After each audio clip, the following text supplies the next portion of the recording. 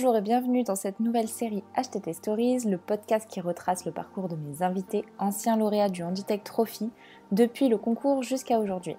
Je suis Marion, chef de projet communication et événementiel chez Job in Live, cabinet de recrutement et agence de communication RH à l'origine du Handitech Trophy.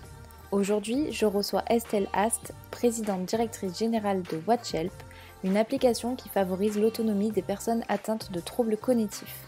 Bonne écoute à toutes et à tous.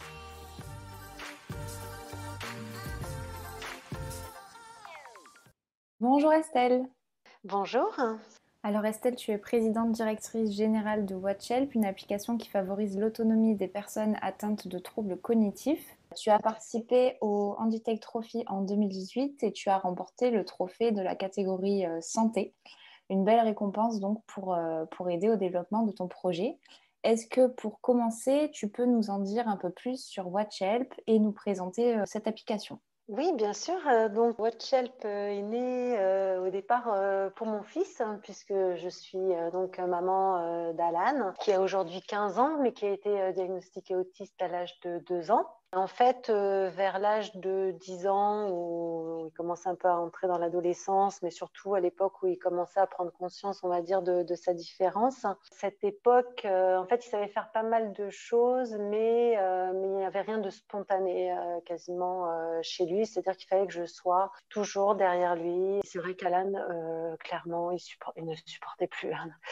Il en avait marre que je sois toujours derrière, sur son dos. Moi, ça m'épuisait. Lui, ça l'exaspérait. Je me suis dit, il faudrait que je trouve un système, quelque chose qui l'aide à réaliser toutes ses tâches au quotidien sans que je sois constamment derrière lui. Donc, en fait, j'ai commencé comme ça à réfléchir. Et puis, alors, je me suis rappelé que quand il était petit, on utilisait donc ce qu'on appelle des séquentiels. Un séquentiel, c'est une sorte de frise chronologique composé de plusieurs images, de plusieurs pictogrammes qui décrit chaque étape, les étapes par lesquelles l'enfant doit passer pour atteindre un but. Et du coup, voilà, j'ai vraiment focalisé là-dessus, sur un outil qui le guide au quotidien et qui puisse avoir toujours sur lui. Et c'est comme ça, d'un seul coup, un jour, que j'ai eu l'idée de la montre connectée. Je me suis dit, mais en fait, la montre connectée, ça serait vraiment l'outil idéal. Et j'étais en fait convaincue que ce type d'application existait, parce qu'au final, le concept était quand même relativement simple. Il s'agissait juste d'une appli où je pouvais créer des séquentiels et les programmer dans un planning. Donc, dès que j'ai reçu la montre connectée, je me suis mise à chercher l'appli et j'en ai testé des dizaines. Et en fait, j'ai jamais rien trouvé qui corresponde à... Donc, comme je ne l'ai pas trouvée, je me suis dit, comme elle n'existe pas, je vais la faire moi-même, tout simplement. Donc, j'ai commencé à mettre noir sur blanc toutes mes idées, tout ce que j'avais dans la tête. Et donc, j'ai rédigé une sorte de cahier des charges que j'ai posté sur un site qui s'appelle codeur.com, qui regroupe des milliers de développeurs. J'ai reçu beaucoup de messages en me disant, en gros, oh là là, mais c'est génial, enfin, un projet humain. En tout cas, tout le monde était très touché, donc ça m'a fait plaisir. Donc, j'ai reçu beaucoup de devis et puis au final, je me suis rapprochée d'une agence et avec qui vraiment j'ai eu un excellent contact. Et voilà, et donc j'ai décidé de travailler avec eux. Donc, j'ai lancé une campagne de crowdfunding et en 2 mois, j'ai remporté ma campagne. J'avais pas mal communiqué sur les réseaux sociaux. Ça a vraiment bien fonctionné, donc donc j'étais super contente. En fait, beaucoup de familles ont participé parce qu'elles se sont dit elles-mêmes que ça pourrait beaucoup aider leurs proches ou leurs enfants. En fait, c'est tout à fait ce que j'ai réalisé quand j'ai rédigé le cahier des charges de mon application. En fait, je me suis dit, mais en fait, cette application, elle va pas servir qu'aux personnes autistes. Elle peut aider toutes les personnes atteintes de troubles cognitifs. Donc, que ce soit un enfant TDAH, une personne âgée qui vient de développer la maladie d'Alzheimer, une personne qui a fait un traumatisme crânien, un AVC, etc. Enfin, c'est vrai que je me suis rendu compte qu'en fait, le panel était vraiment très, très large.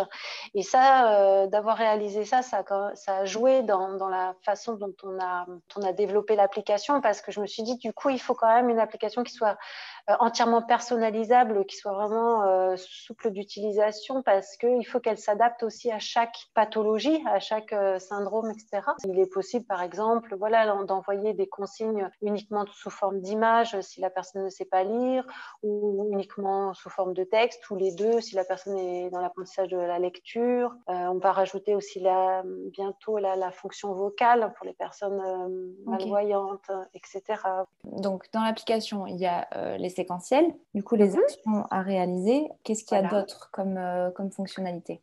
Alors, il y a aussi la fonction mémo. Les mémos peuvent servir à pas mal de choses, mais déjà, on va dire que la fonction première, c'est ce qu'on appelle des solutions à portée de main. C'est-à-dire qu'on va demander à l'accompagnant, que ce soit le parent ou le professionnel, d'anticiper toutes les situations compliquées ou déstabilisantes dans lesquelles la personne pourrait se retrouver et de lui apporter une solution qu'elle puisse consulter directement sur sa montre si elle se retrouve justement dans cette situation. Donc, concrètement, on va, par exemple, lui créer le mémo si je loupe mon bus, si je perds ma carte bleue, si je suis angoissée, si je perds mes clés. Enfin, les solutions sont infinies.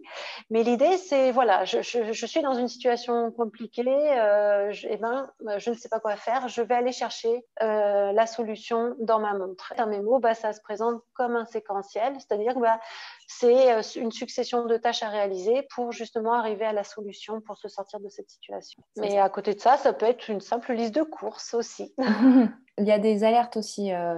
J'ai vu des alertes que l'aidant ou le parent peut recevoir. Oui, c'est ça. Alors en fait, quand on crée un séquentiel, on a la possibilité de vérifier si telle ou telle tâche a bien été réalisée. Une fois que la consigne est arrivée, on lui demande si elle a bien réalisé l'action. Et la personne n'a plus qu'à cliquer sur la touche oui ou non directement sur sa montre. Si elle clique une fois sur non, la consigne revient, comme si on lui répétait. Si elle clique à nouveau sur non, dans ces cas-là, l'accompagnant est immédiatement alerté, permet à l'aidant de savoir que la personne est en difficulté et qu'elle a besoin d'aide. Il y a 3 applications. Donc, il y a l'application Compagnon, Assistant et Compagnon Phone. Oui. Compagnon Phone, c'est si on n'a pas de montre, c'est ça? C'est ça. C'est si on n'a pas de montre ou si on ne veut pas utiliser de montre, parce qu'il y a des personnes qui préfèrent utiliser uniquement leur téléphone. Il y a des personnes hyposensibles qui ne vont pas supporter le contact de la montre au poignet, etc. Donc, du coup, on a rendu la version également disponible sur smartphone. Ouais. WatchHelp aujourd'hui, c'est combien de personnes en fait derrière? Parce qu'à l'époque, tu étais toute seule. J'imagine que tu as dû t'entourer de plusieurs personnes pour mener à bien le projet. Alors aujourd'hui, on est 6 associés. Dans l'équipe, en fait, il y a bien sûr les développeurs, deux développeurs donc, qui sont sur le projet depuis le tout début. J'ai aussi une associée qui est plus spécialisée dans la communication, qui est sur Paris, une personne qui est plus spécialisée sur les réseaux sociaux et un designer aussi. Vraiment une bonne équipe avec moi. Ouais. Du coup, pour revenir sur ta participation en Handitech Trophy, donc c'était en 2018. Donc, est-ce que tu peux nous en parler un petit peu? C'était il y a du coup 3 ans maintenant. Je pense que tu t'en souviens quand même pas mal. Si tu peux nous en dire 2 mots. Oui, bien sûr. Participer au concours Handitech Trophy a été particulièrement intéressant pour nous dans le sens où l'objectif de la Handitech, ça consiste notamment à accélérer la promotion et l'utilisation des technologies inclusives. Donc, ça correspondait bien sûr tout à fait à l'application que l'on développe et que l'on commercialise. Suite à notre inscription, on a été ravis d'apprendre qu'on faisait partie des finalistes quelques temps après. On a été conviés à une cérémonie, donc à la cérémonie de remise des prix au siège de BPI France à Paris. Et voilà, et en fait, dès que la cérémonie a débuté, eh bien, WatchHelp a été cité en premier en tant que lauréat dans la catégorie santé. Donc, franchement, on était super fiers et heureux de remporter ce prix, grâce auquel, en fait, on a bénéficié d'un accompagnement au développement et RSE par BPI France. On a aussi bénéficié d'une interview dans le Figaro, un article d'une page dans le Figaro, et une adhésion et le label de la Handitech. Après la cérémonie, en fait, il y avait En fait, on était tous invités à prendre un verre. Chacun avait un stand aussi qui permettait de présenter de manière un peu plus détaillée, plus en privé, son concept, son produit, etc. Et ça, c'est vrai que c'était vraiment intéressant parce que ça nous a permis déjà d'échanger entre lauréats, entre participants, etc. Et puis, toutes les personnes qui étaient dans la salle pouvaient venir à notre rencontre, nous poser des questions, échanger. C'était vraiment intéressant. Ouais. Et en 2018, quand tu as participé au Handitech Trophy, à quel stade était ton projet? Tu avais besoin de quoi pour le mener à bien? Alors, en fait, à cette époque, on était encore sur la V1 et on était, alors 2018, en fait, on commençait à avoir comme projet de travailler sur une deuxième version. En plus, on voulait apporter de nouvelles fonctions parce que les familles nous réclamaient souvent, ça c'était vraiment une demande récurrente, de rajouter tout l'aspect sécurité. C'est-à-dire que comme c'est des personnes, voilà, des personnes atteintes de troubles cognitifs qui ont souvent tendance à se perdre ou à fuguer, beaucoup nous demandaient de rajouter de pouvoir géolocaliser leurs proches. Du coup, c'est ce qu'on a fait. On a déployé cette nouvelle version en août dernier. En fait, on a totalement revu le design, on a totalement revu tout le flow de l'application pour qu'elle soit encore plus intuitive. On a également rajouté toute une banque d'images, la banque d'images d'Anne-Marie Legout, il a lespictogrammes.com. Et donc, non seulement, en fait, on peut acheter ces pictos en ligne dans l'application, mais il y a également des séquentiels qui sont déjà créés. L'idée, c'était vraiment de faire gagner un maximum de temps aux familles. Et on peut télécharger aussi nos propres images? Bien sûr, oui, tout à fait. C'est entièrement personnalisable. Soit on utilise ces fameux pictos, soit on peut prendre n'importe quelle photo dans sa galerie, soit on peut prendre une photo sur le moment avec l'appareil photo du smartphone. C'est totalement personnalisable. Ok, donc on a parlé du début, de l'origine du projet, on a parlé de 2018, on a parlé de l'évolution depuis 2018 et du coup maintenant, de quoi vous avez besoin? Quelles sont les prochaines étapes pour WatchHelp? Alors, les prochaines étapes, eh bien, étant donné que l'application maintenant est totalement terminée, opérationnelle et je dirais particulièrement performante, hein, d'ailleurs, je salue à nouveau au passage les développeurs, mes associés. Donc, en fait, ce dont on a besoin aujourd'hui, c'est de communiquer, hein, c'est de la faire connaître. Elle était pour mon fils au départ, mais peut aider tellement de monde. Et alors, autant c'est vrai que jusqu'à maintenant, on s'adressait essentiellement aux particuliers. Une cible idéale sont vraiment les professionnels de santé. On s'est rendu compte que ça fonctionnait vraiment particulièrement bien, notamment avec les ergothérapeutes, parce qu'une fois que le professionnel de santé a pris l'outil en main, il peut vraiment accompagner la famille dans sa mise en place. Mais du côté pour les familles, on a beaucoup travaillé sur des outils qu'on est en train de mettre en ligne sur le site et sur notre chaîne YouTube, comme par exemple des tutoriels vidéo. On a fait beaucoup de tutoriels. L'idée, c'est vraiment en fait de leur mettre à disposition un maximum de renseignements, d'outils pour qu'ils puissent être autonomes, voilà, qu'ils puissent prendre l'application en main. En tout cas, c'est super, super beau projet. Je pense qu'on a pu aborder pas mal de points pour aujourd'hui. Est-ce que tu vois quelque chose à rajouter ou est-ce que pour conclure, tu aurais un petit mot d'encouragement pour la génération 2021 du Handitech Trophy?